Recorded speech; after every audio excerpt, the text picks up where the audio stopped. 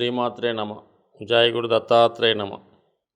ఈ వీడియోలో మనం ఫిబ్రవరి 4వ తారీఖు నుంచి 10వ తారీఖు మధ్యలో జరగబోయే వార ఫలితాలు తులారాశి వారికి ఏ విధంగా ఉండబోతుంది అన్న విషయాన్ని మన వీడియోలో పరిశీలించే ప్రయత్నం చేద్దాం. ముఖ్యంగా ఈ వార ప్రారంభంలో సప్తమ స్థానంలో సంచరిస్తున్నటువంటి గురు భగవానుడు భరణి నక్షత్రం మీదకి మారడం జరిగింది. ఒక విధంగా తులారాశికి అధిపతి అయినటువంటి శుక్రగ్రహ నక్షత్రంలోకి మారడం వల్ల మరి తులారాశి వారికి గురుగ్రహ అనుగ్రహం మరింత ఎక్కువగా పెరగడం జరిగింది. అంటే అటు ఆరోగ్యాన్ని, ఐశ్వర్యాన్ని, అభివృద్ధిని కూడా ఇవ్వడం జరుగుతూ ఉంటుంది. మరి గురువు శుక్ర నక్షత్రం మీదకి మారడం వల్ల శుక్రుడు యాక్టివేట్ అయ్యి శుక్రగ్రహ ఫలితాలు ఇవ్వడం జరగాలి. అంటే సప్తమ స్థానంలో శుక్రుడు ఉంటే ఏ విధమైన ఫలితం ఈ రాశి వారికి జరుగుతుందో ఆ ఫలితం మీకు ఈ వారంలో జరిగే అవకాశం ఉంది. ఆ కారణం వల్ల వివాహానికి చేస్తున్నటువంటి ప్రయత్నాలు ఫలించే అవకాశం ఉంది. అంటే వివాహం నిశ్చయం అవడం జరుగుతుంది. అయితే 5వ స్థానంలో ఉన్నటువంటి శని భగవానుడు లవ్ అఫేర్స్కి, పరస్పర ఆకర్షణకి కారణమైన స్థానం పంచమ స్థానం. ఆ స్థానంలో శని భగవానుడు ఉండి సప్తమాన్ని వీక్షించడం వల్ల ఆల్రెడీ పరస్పరం ఒకరినొకరు ఇష్టపడి అర్థం చేసుకున్న వాళ్ళకి వివాహం ఏదో విధంగా వాయిదా పడుతూ రావడం జరిగింది సుమారు 1 సంవత్సర కాలంగా. అయితే గురువు సప్తమంలోకి వచ్చినప్పటికి కూడా వివాహానికి గ్రీన్ సిగ్నల్ ఇవ్వడం జరగలేదు. మరి ఇప్పుడు ఈ బుధ శుక్రగ్రహ నక్షత్రంలోకి గురువు మారడం వల్ల వివాహానికి లైన్ క్లియర్ అయినట్టే. అంటే పెద్దల అనుగ్రహంతో, వాళ్ళ యొక్క ఇష్టంతో, పెద్దల యొక్క ఆశీస్సులతో మరి వివాహానికి తగు సన్నాహాలు చేసుకునే సమయం ఆసన్నమైనది. ఇది ఇంచుమించుగా ఈ వారంలో కాకపోయినా ఒక నిర్ణయానికి వచ్చి మరి రాబోయే ఏప్రిల్ నెల లోపల వివాహానికి అనుకూలత పూర్తిగా ఏర్పడడం జరిగింది తులారాశి వారికి. సో అలాగే మరి ఈ శుక్రుడు 3వ స్థానంలో సంచరిస్తుంటాడు. సుమారుగా ఈ వారం అంతా 12వ తారీఖు దాకా సంచరిస్తుంటాడు. సో ఈ కారణం వల్ల దగ్గర సంబంధం, అంటే మీకు తెలిసిన సర్కిల్లోనే మీ బంధువర్గంలో కానీ, చుట్టాల్లో కానీ, కొలీగ్స్ కానీ, మరి స్నేహితుల రూపం ఉన్నవాళ్ళు కానీ వివాహం నిర్ణయం అయ్యే అవకాశం ఉంది. దానికి అదనంగా మరి లగ్న సప్తమాధిపతులైనటువంటి కుజ శుక్రగ్రహ సంచారం 3వ స్థానంలో ఉండడం వల్ల అప్పటిదాకా స్నేహభావంతో ఉన్నవాళ్ళు భార్యాభర్తలు అనే బంధానికి కట్టుబడి త్వరలో కొత్త జీవితాన్ని ప్రారంభించే అవకాశం ఉంది. సో ఏదైనా అద్భుతమైనటువంటి వివాహ యోగం ఈ రాశి వారికి ప్రారంభమైంది. అలాగే ఉద్యోగంలో మార్పుకు కూడా కారణం అవుతుంటుంది. అంటే మరి ఒక విధంగా శుక్రుడు అష్టమాధిపతి కదా, మరి ఈ రాశి వారికి అష్టమాధిపతి నక్షత్రంలోకి ఈ గురువు ప్రవేశించడం వల్ల అంటే 3-8 కాంబినేషన్ అన్నమాట. సాధారణంగా ఈ ఉద్యోగ సంబంధించిన విషయాల్లో 3వ భావం ఇన్వాల్వ్మెంట్ ఉన్నప్పుడు ఏమవుతుందంటే టెంపరీగా ఉద్యోగానికి కొద్ది రోజులు విరామం, 15 రోజులు, నెల, 2 నెలలు సెలవు పెట్టడం కానీ వేరే ఉద్యోగానికి మారే ముందు ఆగడం జరుగుతుంది. అదే అష్టమం అయితే ఉద్యోగం పోగొట్టుకోవడం జరుగుతుంది.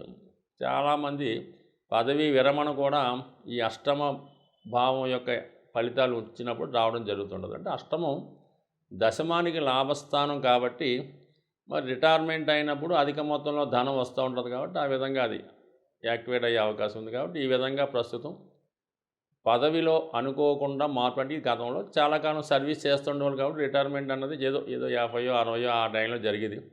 సో ఇప్పుడు ఆ విధమైతే లేదు. 3 సంవత్సరాలు చేసి కూడా రిటైర్ అవుతున్నాడు. ఇప్పుడు వేరే ఉద్యోగానికి 5 సంవత్సరాలు చేసి కూడా మానేస్తున్నాడు.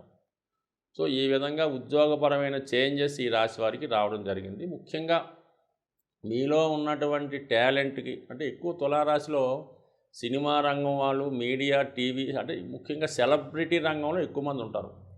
ఎక్కువ మంది రాశి లగ్నంలో జన్మించిన వారు బిజినెస్ అంటూ చేస్తే ముఖ్యంగా స్త్రీలు ఈ బొటిక్ సంబంధించినవి, టైలరింగు, బ్యూటీ పార్లర్లు, ఎంబ్రాయిడరీ వర్క్ సంబంధించినవి, చిన్న చిన్న బట్టల షాపులు ఎక్కువగా ఇందులోనే ఉంటారు. కొంతమంది ఫ్యాషన్ డిజైనింగు, అలాగే మోడల్స్గా కూడా ఉండడం జరుగుతుంది. అంటే చిన్న పెద్ద వాళ్ళ యొక్క మిగతా గ్రహాల ప్రభావాన్ని బట్టి మోడల్స్గాను. సో ఈ విధంగా పబ్లిక్ రిలేషన్స్ ఎక్కువగా ఉండి పబ్లిక్తో వ్యాపారం చేస్తున్నటువంటి వాళ్ళు ఎక్కువగా ఈ రాశిలో ఉంటారు. ఎక్కువ మందికి గుర్తింపు లభిస్తూ ఉంటుంది. జనానికి వాళ్ళకి తెలియకపోయినా ప్రజలందరికీ ఎవరైనా తెలుస్తూ ఉంటుంది. ఆ కారణం వల్ల ఈ రాశివారి మీద జనాల యొక్క దృష్టి ఎక్కువగా పడడం వల్ల మీరు ఏ చిన్న పని చేసినా అది లాభమైనా నష్టమైనా 10 మందిలో ప్రచారం అయి దాని యొక్క ప్రభావం మీ మీద ఎక్కువగా ఉండడం జరుగుతూ ఉంటుంది. సో ఈ కారణం వల్ల తులారాశి వారు ఆడంబరాలకు పోకుండా ఉన్నంతలో గుట్టుగా వ్యవహారం చేసుకోవడం మంచిది.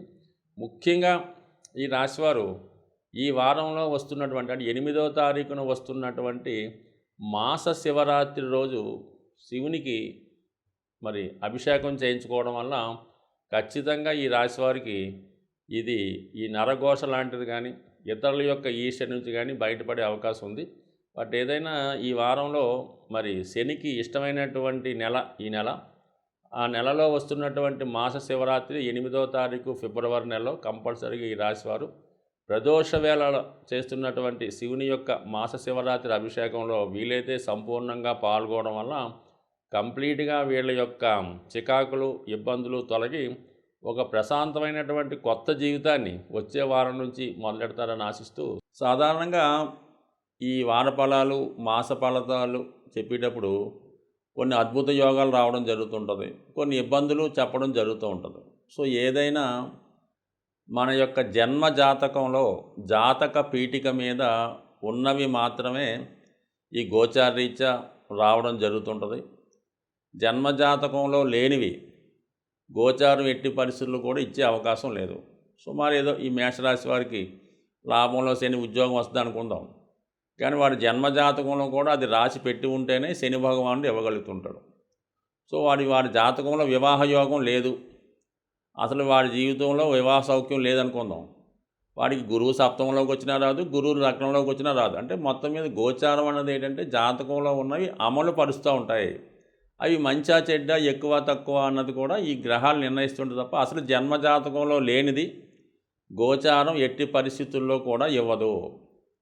సో అందువలన ఏంటంటే దాన్ని జన్మజాతకం ఇంపార్టెంట్ కాబట్టి ఏవైనా దీర్ఘకాలిక సమస్యలు లాంటివి ఉన్నవాళ్ళు, ప్రస్తుతం జాతకం కరెక్ట్గా లేదు, జీవితం కరెక్ట్గా నడట్లేదు అనుకున్న వాళ్ళు ఖచ్చితంగా ఒక మంచి జ్యోతిష్కుని సంప్రదించి నియమాలు పాటించాలి. ప్రస్తుతం కుంభరాశి అనుకుందాం, ఏలినాటి శని ఉంది అక్కడ, చంద్రుడు ఉన్న వారికి కుంభరాశిలో చంద్రుడు ఉంటే వాడికి కుంభరాశి జన్మశని నడుస్తుంది. మరి అందరికీ ఆ ప్రభావం ఉండదు. కొంతమంది జాతకంలో చంద్రుడితో పాటు గురువు కలిసి ఉండొచ్చు, వాడికి ఒకలా ఉంటుంది.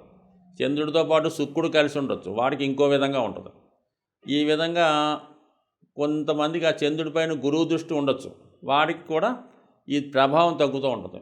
కొంతమందికి చంద్రుడు ఒక్కడే కుంభరాశిలో ఉంటాడు, అటు మీనరాశిలో గ్రహం ఉండదు, ఇటు మకర రాశిలో గ్రహం ఉండదు. అంటే ఈ ఒక విధమైన దుర్యోగం ఏర్పడుతుంది అన్నమాట. చంద్రుడికి రెండు పక్కల గ్రహాలు లేకుండా వాడికి వచ్చినటువంటి ఏలినాటి శని చాలా భయంకరంగా ఉంటుంది. అదే ఒక పక్క గురువు ఒక పక్క శుక్రుడు ఉండి ఈ మధ్యలో ఉన్నటువంటి ఈ చంద్రుడికి మంచి బలం ఉండడం వల్ల వాడు ఏలినాటి శని పెద్దగా ఇబ్బంది పెట్టదు. ఈ విధంగా గోచారం అన్నది కూడా మిగతా గ్రహాల ప్రభావం బట్టి ఉంటుంది. ఏదైనా జాతక చక్రం జన్మ జాతకమే ఇంపార్టెంటు, దాన్ని బట్టే పరిహారాలు చేసుకుంటే మంచిది. అంటే ఈ గోచారం అనేది టెంపరీగా మనకి చెప్తూ ఉంటుంది. ఏదో మరి సంతాన యోగం లేదనుకుందాం, అసలు ఇబ్బంది పడుతున్నాడు, ఈ పంచమ స్థానంలో గురువు వచ్చినప్పుడు వాడు ఏదైనా ఒక డాక్టర్ని సంప్రదించో లేదంటే ఏమైనా దత్తత తీసుకోవడమో ఈ విధంగా చేసుకోవడం వల్ల అది ఇస్తా తప్ప ఒరిజినల్గా మాత్రం ఇచ్చే శక్తి గోచార గ్రహాలకైతే ఉండదు. జాతకంలో ఉందనుకున్నాం, జాతకంలో వాడికి పంచమంలో గురువు ఉన్నాడు, సంతాన యోగం ఉన్నది, దానికి గురువు 5లోకో 9లోకో లగ్నంలోకి వచ్చాడు గోచారీత్యా, ఖచ్చితంగా ఆ సంవత్సరంలో వద్దనుకున్న సంతానం ఇస్తాడనమాట. మరి అదే అక్కడ జన్మజాతకంలో లేకపోతే ఏమీ కూడా రాదు. రాజయోగమైనా ధనయోగమైనా అధికార యోగమైనా ప్రభుత్వ ఉద్యోగమైనా జన్మజాతకంలో ఉండాలి. ఈ గోచారంలో వచ్చినటువంటి ఎట్టి పరిస్థితిలో కూడా జాతకంలో లేని ఇవ్వడం జరగదు. కేవలం దీన్ని ఒక సింపుల్గా తీసుకోవడం మంచిది. మంచన్నా చెడన్నా దీన్ని కొద్దిగా తీసుకొని మనం దాని ప్రకారం ఫాలో అయిపోవడం మంచిది. ఏదన్నా ఒక వ్యాపారం ప్రారంభిస్తున్నాం, అప్పుడు గోచారీత్యా ఏలినాటి శని ఉంది ఇప్పుడు వద్దు, మంచిది కాదు, ఇలాగ నిర్ణయాలు తీసుకోవడానికి అనుకూలంగా ఉంటుంది తప్ప ఇదే మెయిన్ అనుకుంటే మాత్రం అది పొరపాటు అవుతుంది. బట్ ఏదైనా జన్మజాతకం ఇంపార్టెంట్, దాని దశలు నవాంశ దశాంశ 16 చక్రాలు ఉంటాయి. అలాగే 16 రకాల దశలు పరిశీలించవలసి ఉంటుంది.